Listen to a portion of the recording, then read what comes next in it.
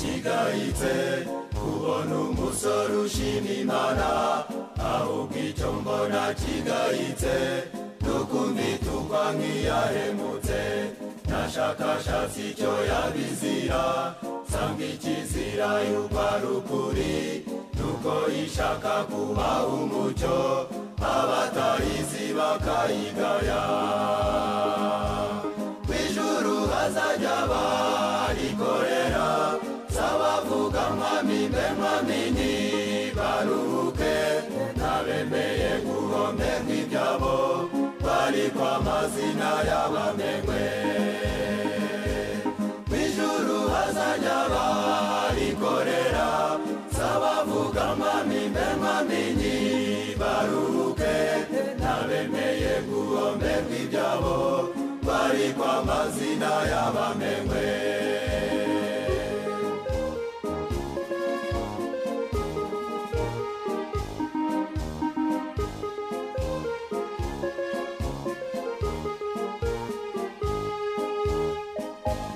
maze gusobanukirwa ukuri mpitamo Yesu mwiza namenye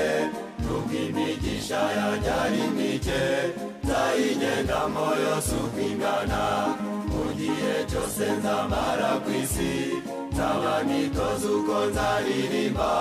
nuko nzacurangira mu ijuru ngeza umwanzi atagira ijambo kw'ijuru hazajya barikorera sabavuga mwami mbe mwami ntibaruhuke ntabemeye guhomberwa ibyabo bari kwa mazina y'abamenwe kw'ijuru hazajya barikorera sabavuga mwami mbe mwami ntibaruhuke ntabemeye guhomberwa ibyabo bari kwa mazina y'abamenwe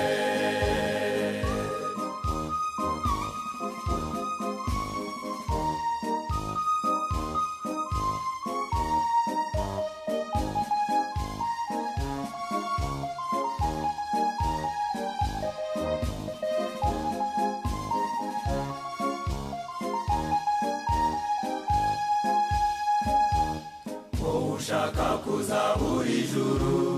uracyafite ibyo ugundiriye ubwo bushwambagara upfunyitse wibeshyaga ko bwazagukiza wizibukira umwanzi w'ibyiza musesa amasezerano yose witorera ugira ubarizwa na cya gitabo uzakibarwemo mw'ijuru hazajya barikorera sabavuga mwami mbe mwami ntibaruhuke ntabemeye guhomberwa ibyabo bari kwa mazina y'abamenwe mw'ijuru hazajya barikorera sabavuga mwami mbe mwami ntibaruhuke